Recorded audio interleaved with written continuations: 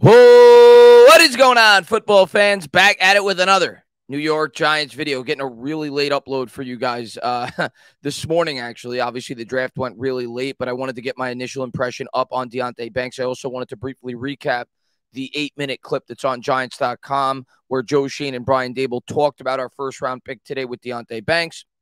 Briefly talk about some of the options that I could see the New York Giants going with here tomorrow and what will be a very important day for this football team with our day 2 picks at 57 and I believe 89 overall after they made their first selection tonight with Deonte Banks. Before you think I'm blowing smoke up your butt, this is what I said on Twitter right before the draft. Timestamp, so you know I'm not lying. 7:23 p.m. Draft started at 8. Giants didn't pick till like 11.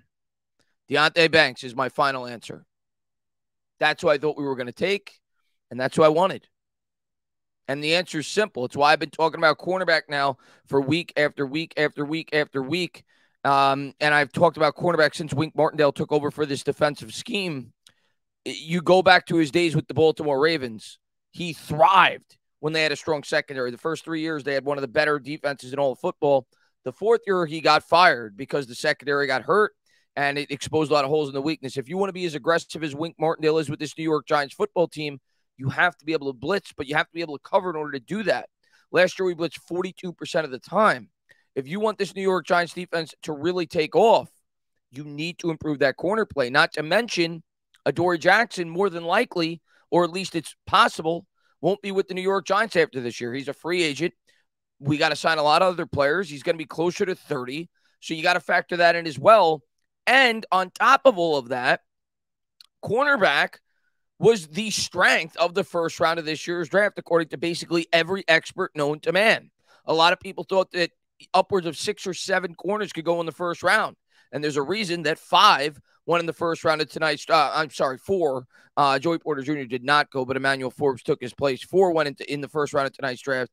But there's, 6, 7, 8 corners that a lot of people feel are at least worthy of potentially getting first-round consideration in this year's draft. So what did the New York Giants do? They realized their biggest weakness on their defense after they addressed the front 7 in free agency was clearly the corner opposite Adoree and the corner that will probably inevitably replace Adoree Jackson. And this year you will probably try to mold the replacement essentially for Deonte Banks to be that cornerback number 2. You would think that Deonte Banks would transition into the cornerback 1. Maybe it'll be Cordell Flott opposite him in 2024, or maybe they'll keep Adoree. That remains to be seen, but regardless, they needed to improve that secondary. You look what we did in free agency. We got weapons. Is it a finished product? No. And I understand fans that wanted Jordan Addison tonight. I understand fans that wanted Zay Flowers tonight. I get it. I want to get Daniel Jones as much help as we possibly can. But the Giants did what they could in free agency. They did add Darren Waller via trade. They did bring back Darius Slayton. They did sign Paris Campbell. It's not close to being a finished product, but you can't expect this New York Giants receiving corps to go from arguably the worst or among the worst in football to one of the best. There's other areas of this team that Joe Schoen needs to improve, and Joe Schoen warned you all along the way. Anytime wide receivers are brought up in press conferences, he would quickly say that there's other areas of need that we need to address with this football team. So this really should be no surprise to anybody. The thing that I love about Deonte Banks is his upside is through the roof. When you look what he did at the Combine, the dude ran a 4.35, which ranked in the 92nd percentile. He had a 42-inch vertical, which was the 97th percentile. And he had an 11.4 in the broad jump, which was the 98th percentile of all cornerbacks that have partaken in the Combine. And he's over 6 feet tall. He's upwards of close to 200 pounds. I think he's 197 pounds.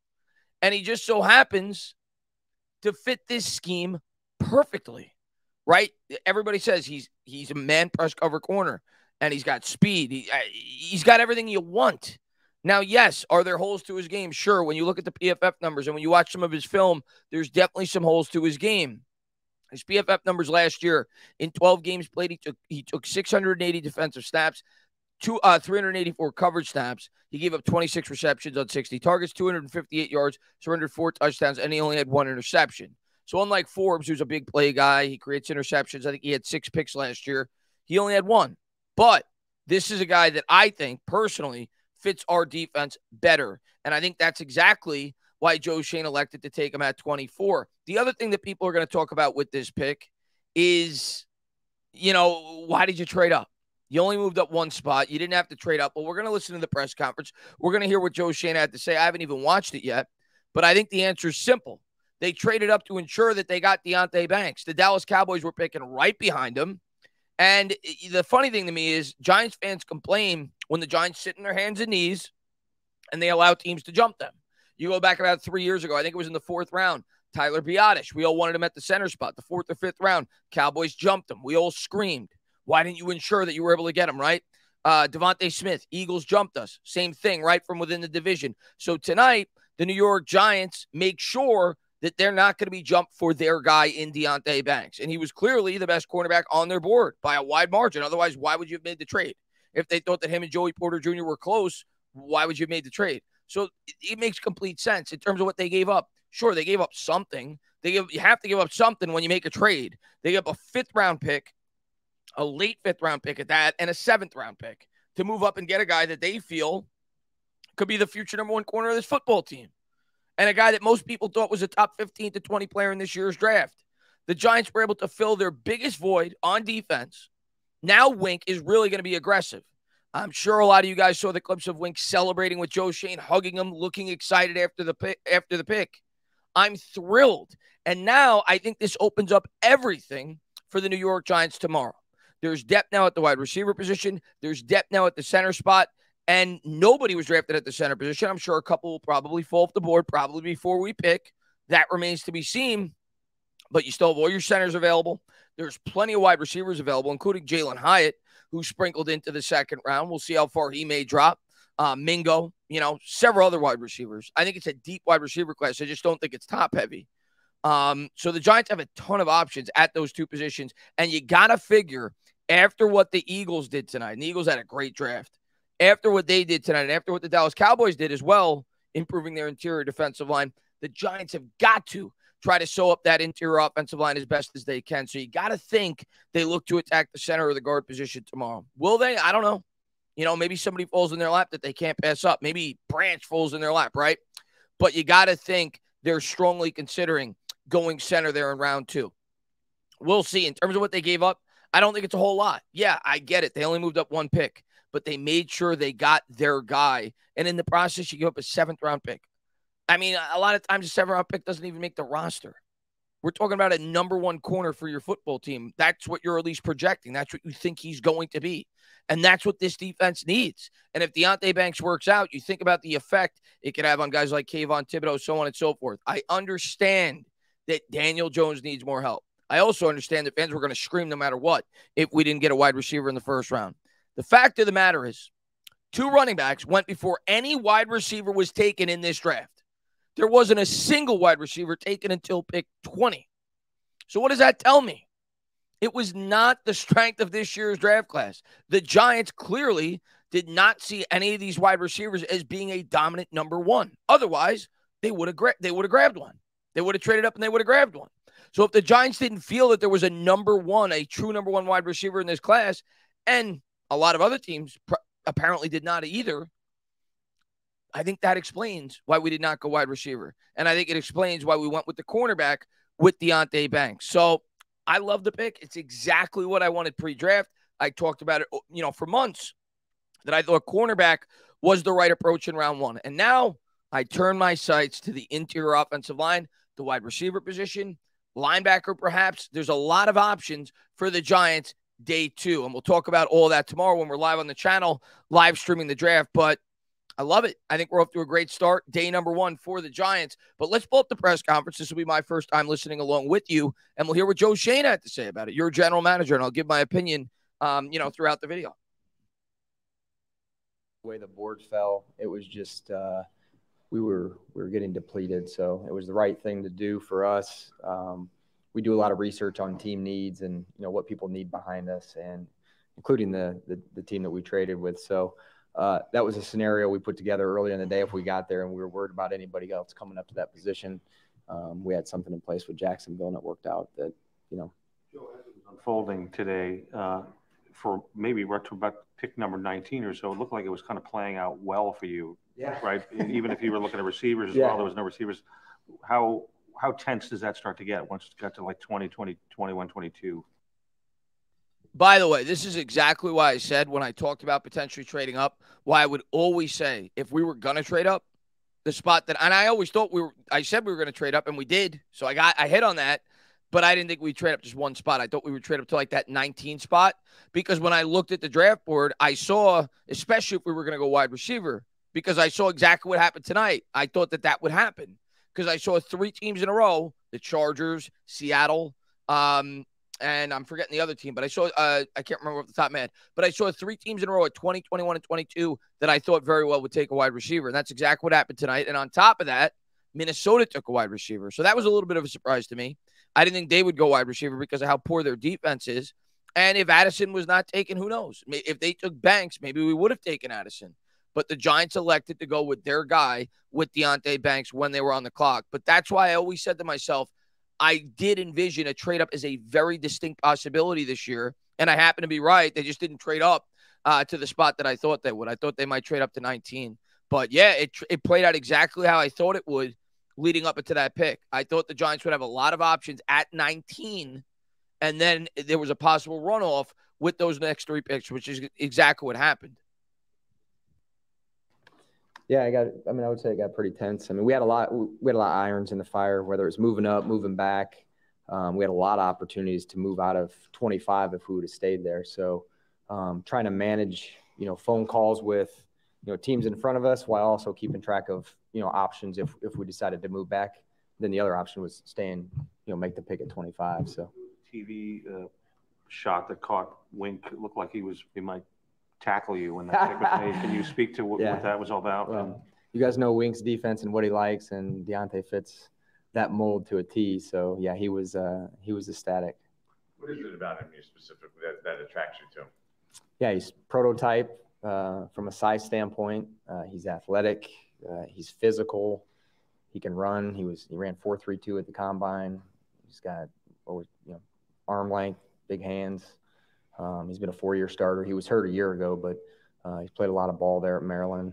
And, schematically, he's a good fit. And we spent a lot of time with him. We met with him at the combine. He's a guy that, we went down to the pro day and, we spent a good amount of time with him. We felt comfortable with him. Were you surprised? You mentioned, you worried about, concerned about teams maybe jumping in front of you, perhaps needed like a corner, could take this guy, right? Did you think Jacksonville could be? Maybe they could. Yeah, if you look at a lot of the mocks and, just like you guys track the 30 visits, we track the 30 visits. And the reality is, the last 4 or 5 teams in a line there when things looked like they were lining up for us, he visited a lot of those places. So, you take a lot of that into account, risk versus reward. Didn't want to get greedy, just wanted to. We'll listen to the rest of this, but yeah, that's what he's telling you. They did their research. They saw that the teams that were going to be picking behind them, whether it be obviously Dallas, Jacksonville, who they traded with, whoever else it may be, had visits with Deonte Banks. They viewed their rosters as, they may be interested in said player. And they said, we're not going to get greedy here. We're not going to get greedy. We're going to make sure we get our guy. He is important enough to us that we're willing to surrender late day 3 picks to make sure that we get our number 1 corner. And I don't see anything wrong with that. As a matter of fact, I'm happy that they did it. If they believe in him, you got to trust this coaching staff, right? You got to trust Joe Shane. You got to trust Wink Martindale. He knows what he wants in a defense. He's a very accomplished defensive coordinator. Like Shane just talked about there, he fits the profile from a physical standpoint, in terms of his height, his arm length, his hand size, his running ability. Right? They also like that he was a 4-year starter well at Maryland in terms from an experience standpoint. I'm also sure that they were impressed, when they had the interviews. So he fit exactly what they were looking for this football team. So, hey, this is a player we like, we covet.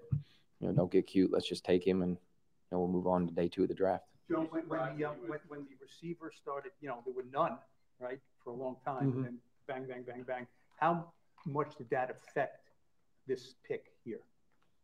You mean that the receivers started to go? Yeah, it was like 4 in a row, I think, right? Yeah, I mean that was part of it. I mean there's some receivers that were going off the board, and then some of the corners. I mean typically there's a lot of corners that go, and once Gonzalez went. We were wondering, what was going to happen next, and Forbes went. So, again, Banks is a guy, that we liked. We spent a lot of time with, and, we're ecstatic to get him. Joe, you've talked a lot about, the positional value stuff and just knowing premium spots. Were you kind of locked into a couple different positions in that spot? I mean, obviously wide receiver and corner. How important was that for you, knowing in that spot that you wanted to take a premium pick rather than lean towards, a perceived need in another area?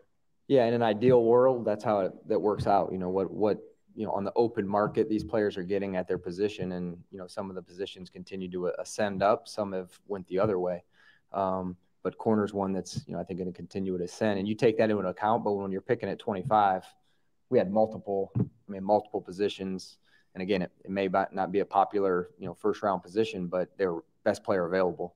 And, we were prepared in different situations, scenarios that we went through that we would take one of those players. You said you met with him at the combine. Obviously, he flashed a lot on the field at the combine and the drills. What do you remember about the meeting? What stood out to you there? Yeah, just personality. He's a personable individual. Football intellect was good. Very good understanding of their defense. Made a good first impression at the combine. And I'll give our scouts credit. He was hurt in 2021, and one of our guys was in there in August, and he wasn't really on our radar because he didn't play a lot in 2021. So, our scouts were on him early, so he's somebody that we were able to get out and see. And we had several looks throughout the fall, live looks, whether it was at the school games or at practice. So, we had very good coverage on him.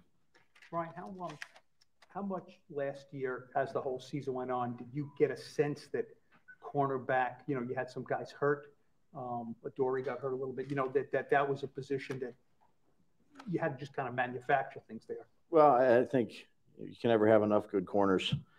This is a passing league. I'd say we have a tough division.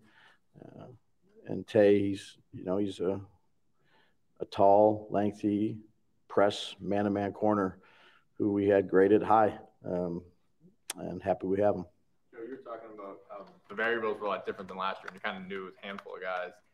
Was this something you expected he'd be there? Were you surprised? Did you think about moving up sooner when you saw him maybe falling further than any projections? Yeah, we had a group of players that ended up being in the same range. Again, all the mocks, if it's a player you covet, you naturally think everybody else may too. So, a lot of mock drafts, guys are gone, and we went through different scenarios, and it played out pretty darn close to some of the scenarios that we went through. So, we weren't sure he'd be there, and we also were surprised maybe a couple other players were still available as the draft went on. So, yeah, you try to go through as many of those scenarios as you can, and you make the phone calls with the other general managers throughout the league, and you have good dialogue and conversations where if you get on the clock and there's an opportunity. Again, I had talked to Trent Balky down in Jacksonville earlier today and said, hey, I don't know if there may be a scenario where I'm worried about somebody coming behind us to this position.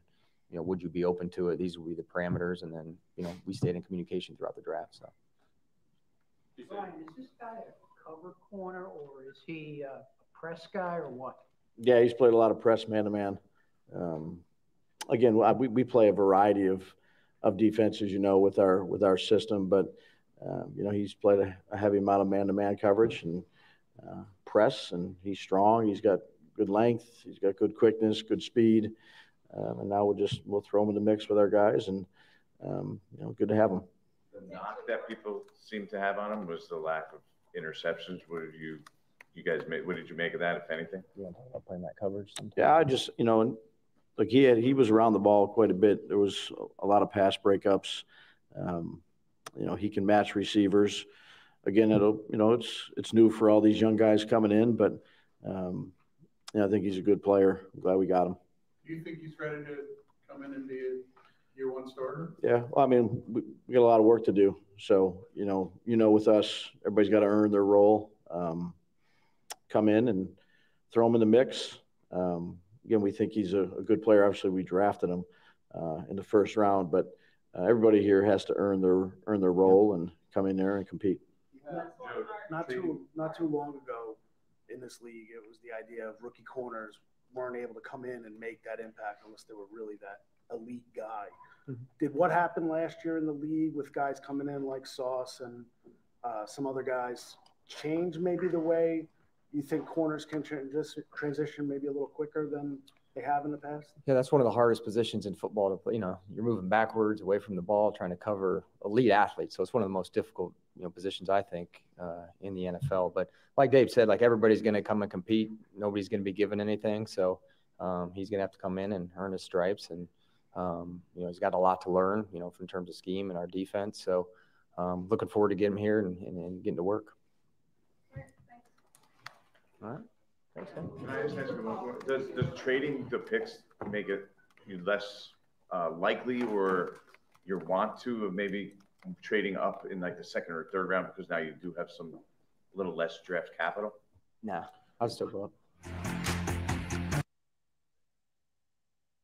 Well, there you go. At the end of the video, that was a good question by Renan. Right? He asked him if he would be willing to trade up if an opportunity presented itself.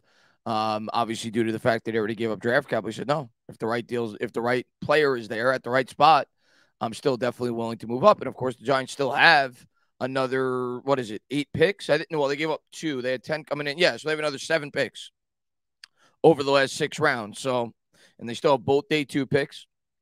So the Giants are still open to wheeling and dealing if the right player falls to the right spot tomorrow. Also liked what they said there, that he's got to earn his spot. And as a Giants fan, you shouldn't be surprised by that, right? Kenny Golladay couldn't get on the field last year. He's one of the highest paid players on the team. Kadarius Toney couldn't get on the field last year, right? So the Giants are going to play the guys that they feel are putting in the work, regardless of where they're drafted. They're trying to set a culture. But obviously, you got to figure they wouldn't have drafted Deonte Banks if they didn't feel like he was one of those players. I think a big part of their evaluation is based off of character. When they do their research and their interviews and so on and so forth. But yeah, I'm excited about the player. I mean, guys that are over 6 feet that run a 4.35 that fit our scheme don't grow on trees. And that's ultimately why the New York Giants ended up deciding to trade up.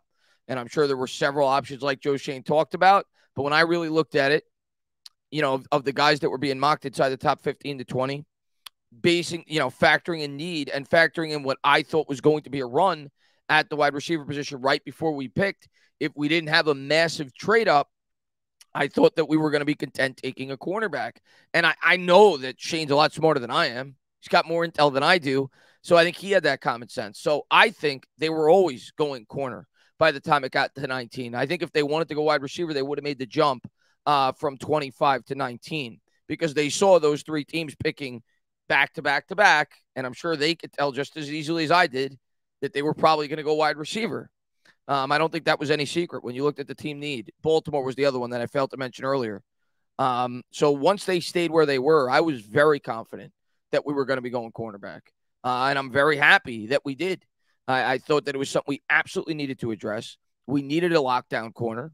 And I don't think we're done at that position. I'm not saying in this draft we're going to draft another one. We could. But don't be shocked if next year we draft a relatively early cornerback.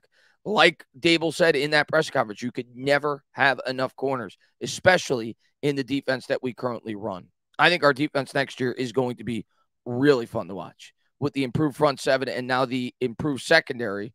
I can't wait to see Deonte Banks out on the field. Now, of course, there's going to be a transition. Like Shane said, that's one of the tougher positions to transition into the NFL.